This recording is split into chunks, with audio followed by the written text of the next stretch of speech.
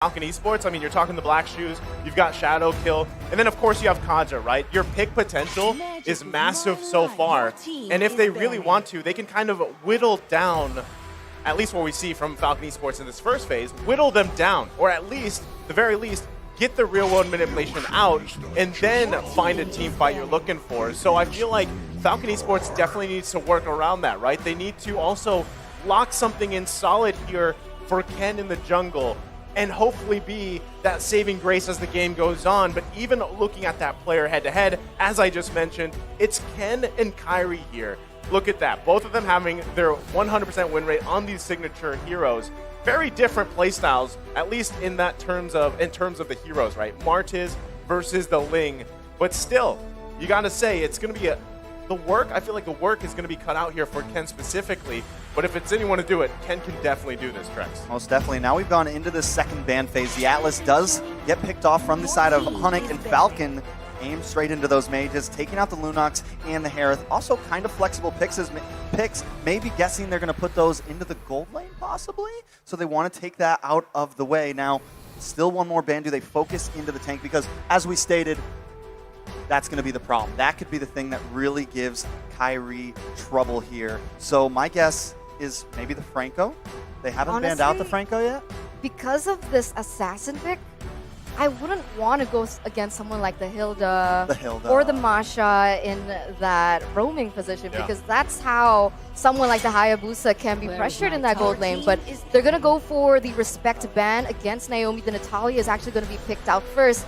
But what I wanted to mention before we even got to this was the fact that Falcon banned out Harith and Lunox. I find this interesting and ironic because these two heroes are actually Zipex's heroes. So I'm not really sure if CW would pick that up in the gold lane, but surely maybe they know something we don't know, perhaps in scrims, as now we're entering the second phase of the picks where Falcon has the first opportunity to secure. This is, I mean, we did see a quote there from Coach Dale as well, and just kind of comparing the cultures, but also even the play styles of these two teams. And that's why when we saw that team head-to-head, that's so apparent, right? They love these fights. They love also to play around their junglers if they can. But the lock-in is going to be the Fredrin here. An interesting fact, right? Fredrin is locked in. I think he's been picked almost, every single game or something like that. But the win rate, 35.29%. Not good. Not good. That's not good. Red. It's group stage. It's group stage. It's group stage. You're right. I mean, Fredrin, right? We can assume that is going. You want to call him Freddy? Call him Freddy. He's probably going in the jungle, right? And that's the thing. A lot of people are like, man, why do teams love this Fredrin so much, Trex? Well, I think because technically it's supposed to work, right? Just like a lot of the tank junglers, the bulky junglers, it's supposed to work. And I think as we move through the knockout stage, it still can. I think it can work here because they needed peel for Zipex. They need a heavy front line. And now, you mentioned earlier, all focusing on to this real manipulation, but the real problem is going to be Zipex, right? We know once that carry gets locked in, once those first 2 or 3 items come in, then they're also going to be able to start locking in tanky items. The Hayabusa isn't as much of a threat anymore, and now Falcon is online. So the real question is, can they put enough pressure onto Kairi here with this lineup in time? I mean, put enough pressure to buy them enough time to get carry online. I'm so excited because I want to answer your question too. And it all depends on this last pick that Falcon is going to be bringing to the table for Naomi.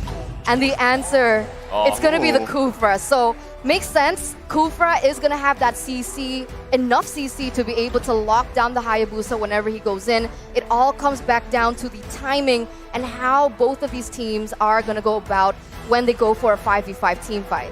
You know, the thing about Falcon Esports lineup is there's so much CC, like you mentioned, Eterna. But if for some reason Zipex cannot shine on the carry, right, which it is a tough situation to get to that point, but still, if you don't have that or even that Eve available, the damage is shut down, you're left with just a CC train at that point, right? You're going to be taunting, you're going to be setting things up, but if the damage isn't there and you're being outpaced by Onic Esports, that's going to be troubling, especially with pick-off potential on demand with having a Kaja. And not only that, but looking at the gold lane, right? CW, I feel like on this Beatrix may have the upper hand in the early game. A bit more range, a bit more variables coming in with the Beatrix, so many different options. Harry's going to have to play it a little bit safe, and I'm wondering if Falcon are going to kind of play the babysitter. Well, here we go. Cheer for your team. It's Falcon Esports versus Onic Esports to kick off day number 1 here for the knockout stages. Okay, this is interesting, right? Because technically when we're looking at both of the drafts, they can counter one another. But look at this. Already you can see Keyboy trying to pressure the jungle, trying to pressure Ken from those rotations. And like I mentioned earlier, this matchup between Yves and Lilia is going to favor Sans for a bit, especially in that early game, because he isn't reliant on that level 4. Whereas Justin, he needs to wait a little bit more to get those items, to get that damage, and also to get that real-world manipulation. I think one of the biggest things here, right, is if you're Falcon Esports, you don't allow Kyrie to get an early kill. I mean, there's already so much poke back and forth. Justin, even having to walk back to the tier 2, isn't even sure if he wants to recall there just yet. But still, don't give Kyrie that early kill to not allow Onic Esports to snowball here if you're Falcon Esports. But there's a big problem, right? The whole thing for Falcon was to put pressure onto Kyrie, and Onic is answering back by putting pressure of their own, already going into Falcon's jungle, not letting Naomi even step out into Onic's jungle. There's a lot of comparison, right? Like, in this current meta, what is more important? And I do believe that the mid lane is going to be the #1 issue when it comes down to those rotations, right? Because even if you lose the gold lane matchup, even if you lose the EXP lane, if you are able to clear faster and if you are able to rotate faster, that can alleviate any problems in terms of that draft. And so far, this is what we see Falcon lacking in the drafting. Well, right now, I mean, as everybody gets closer to that level 4 here, the first turtle of the game is going to be up. You can already see Ken getting in position here. The rest of the team, though, there's quite a few Onic Esports members as they might contest this one. Yeah, and in comes the Black Dragon Boots trying to get a back line, push on, the Petrify locks on, Kyrie takes the turtle. Nice suppression. Oh. 10 will go down. Justin brings out the real manipulation. In comes the bravest fighter. A lot of damage onto Sans. Sans will bite the bullet. And that is a 1-for-1 trade. But the side of Onic does take the turtle. All right, so Onic is going to be able to have a little bit of an advantage in that sense. And Falcon, they need to remember how and what are the highlights of their draft, right? Wait until these members can actually be a factor and not contest too early, honestly. I think they should have let that go. Yeah, I mean, I also like how both XP laners got those kills here. Oh. You're already going to see, right? Both. This is what you can expect from Kyrie, right? He is going to just be all in your space in your jungle. Whoever is going to be playing against them, and that's something you have to play around here. So still, Falcon Esports, Yellow Flash grabbing that early kill here. We've seen just how strong a Lapu Lapu can even be. Sometimes he has to go 1 versus 2. It should work out, but still, pressure here on Ken's purple. Oh, Sans is caught in. In comes Kyrie, though. Does a nice amount of damage on Naomi. Sans will go down. Ken picks up the kill. CW comes in with an Nero's Passion. Ken's going to take a bit of damage, but Onic wants to back off here. They've lost 1 member, but Zipex is here to try to claim more. CW and Keyboy able to get away from that one. Turtle up in about 40 seconds, but it's still just 1-2. 1-0 trade so far, and it's still going to rely on Falcon to get that better advantage. What do you guys particularly think about the Yuzong and the Lapu Lapu in the XP lane? Well, I mean, both serve a purpose, right? What we're seeing a lot with this meta is Yuzong locked in for that back. They just go straight to the back line. The job here is to catch Zipex, right? I mean, he's got a flicker, but as soon as that's expended, you should be able to hit him with the Petrify. You have the Black Dragon form. You can cause chaos on the back. Meanwhile, you're still baiting everything out and relying on Keyboy to find that Divine Judgment lockdown. But that's the thing. Falcon Esports, they've got, what, 3 tanks pretty much at this point. Lapu Lapu, fighter, tank. You know, he can actually be that peel. He can be that front line for them, but still the fight for the turtle. A lot of damage. Naomi goes very, very low. Kyrie gets hit by the bouncing ball, though. Ken may go down. Boots wants to come clean up. Hits the Petrify. Ken goes down. Next could be Justin. Boots maybe a little bit too deep. Zipex, though, hits the speedy light wheel, trying to come in. Yellow Flash onto Boots. Boots will be next. It's a 1-for-1 currently, but the fight keeps on going. Yellow Flash gets a stun onto Keyboy. Sans trying to find Yellow Flash, but he's just a little bit too tanky. Sans. Looks like Yellow Flash is going to back off overall. Onic lose another member here, but still they keep the gold lead. So, as we were just talking about all of that, right? I'm going to refer back to the graphic we saw earlier. These two teams love to team fight. every single objective that comes up, they're going to force it, right? And that time you actually saw perfectly. Kairi went in, used the shadow kill, and then the cleanup was there. And Justin, by the way, has just now reached a total of 200 assists for his professional MLBB career. This guy is massive. He's reliable. Yeah. That's the main pillar of Falcon, the one who stays reliable, stays consistent, trying to deal damage from that backline, and also something that all the other members from that team can fall onto when things get rough. I mean, right now, Ken isn't having the best time, right? With a 1-2-0 KDA, his main highlight of the career here in the group stage is the fact that he was able to get the objectives. But right now, Onic Esports, they've been the one in the upper hand in terms of that objective. And so we see Yellow Flash being the main carry here up until this 5th minute. And this Lapu Lapu is going to start snowballing. He has the CC, he has the damage. Onic Esports, they need to be very aware of his positioning when they go for a 5v5 team fight, or they might actually fall short. Well, this is the great thing for Falcon, right? ZipX has mainly been able to just farm up. And yes, Justin's here kind of helping him, but might be Justin looking does for bring Sands. out the real manipulation. Keyboy's going to try to come in. Possible dive here. Don't think we're going to see too much, but with the turtle up in 19 seconds, this could be a nice advantage for Onic. They kind of claim the pit. You've lost that utility from Justin there in the real manipulation. So Onic, once again, still kind of feels like they're controlling the game here, controlling the tempo here, holding the gold lead and moving forward. Well, that's the thing, right? They're looking for a clean sweep on the Turtles as the third one of the game has now spawned. And as you mentioned, Trex, Onic getting a position here, but once again, Falcon Esports wants to contest this one. Ooh, Naomi comes in, nice Tyrant's Rage. Keyboy takes a lot of damage trying to get away. Ken wants to find him, but Keyboy is able to escape. Turtle still on the field, Naomi very low along with Justin. And Kairi picks it up. That's a double kill. In comes the Black Dragon. It's a show, boys. Boots now trying to get away though. Suppression does land onto Yellow Flash. Yellow Flash wants to move in. CW is here doing a nice amount of damage. They're forced to back off. Falcon will not claim this turtle.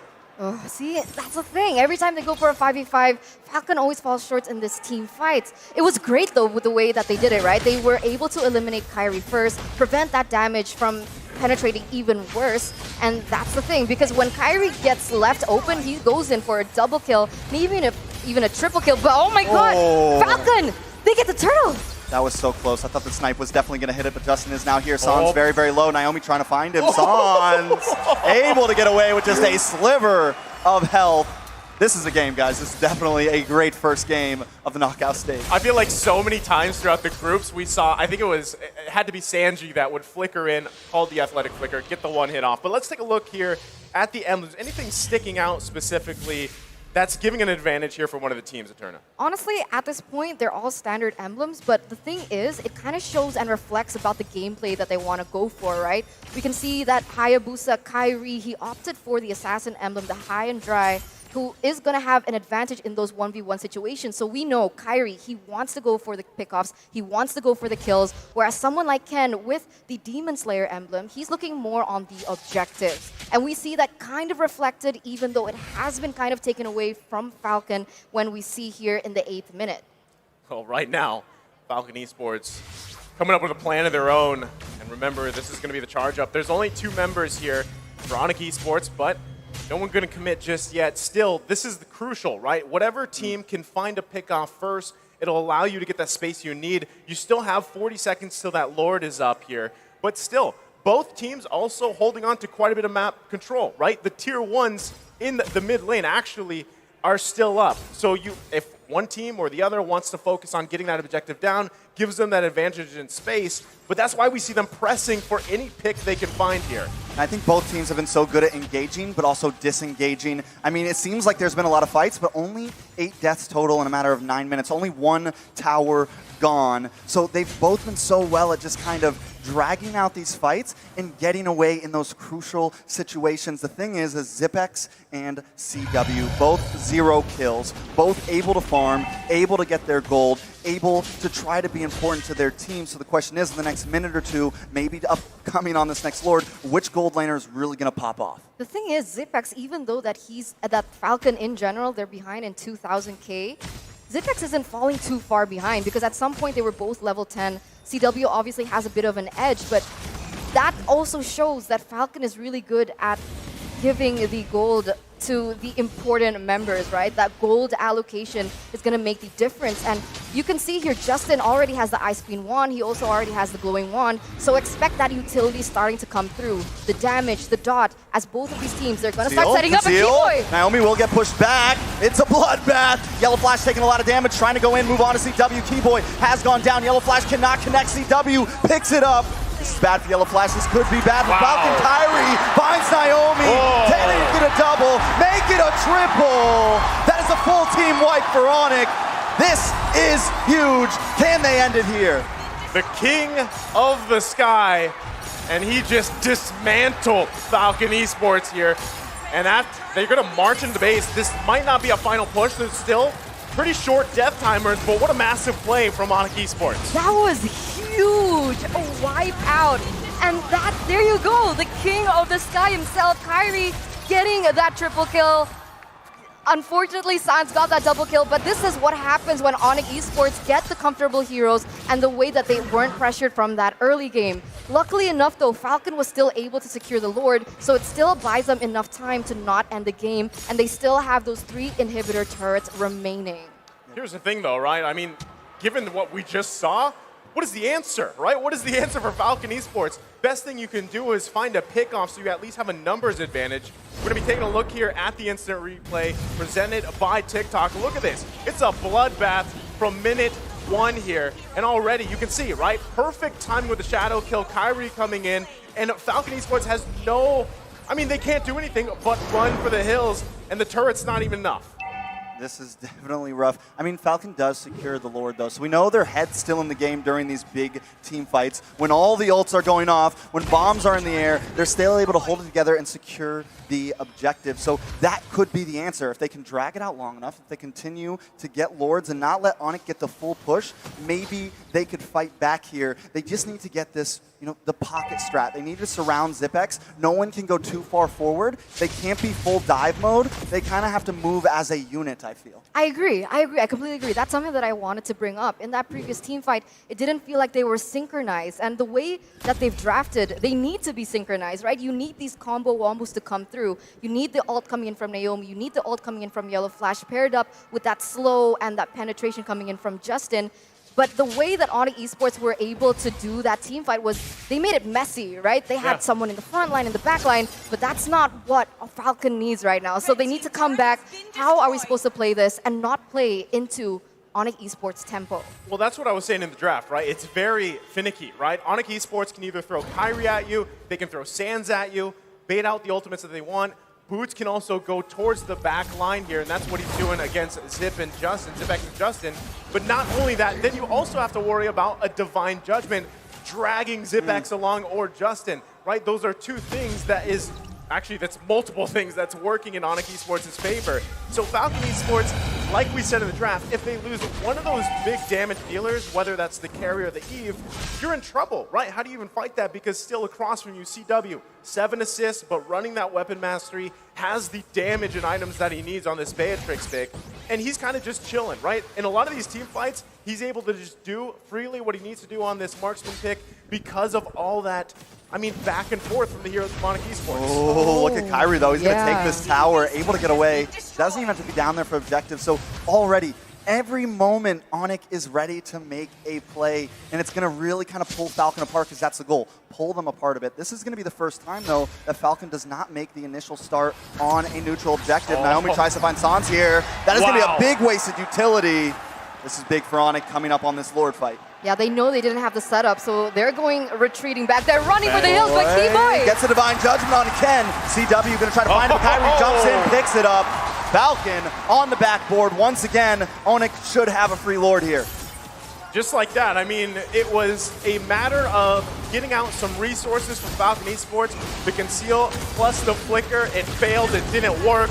And now Onic Esports securing themselves another Lord here. Actually, the second Lord of the game. They'll be able to march in. And also, keep in mind, Kyrie being able to take down that inhibitor turret in the mid lane, they should be able to get, if not one, maybe even all the inhibitor turrets as Falcon Esports has to deal with this. The clear potential, though, we're talking about 9K gold lead here for Onic Esports. That is massive in the itemization department. Yeah, right now, I mean, Kyrie, they're really optimizing and utilizing the fact that they have better mobility.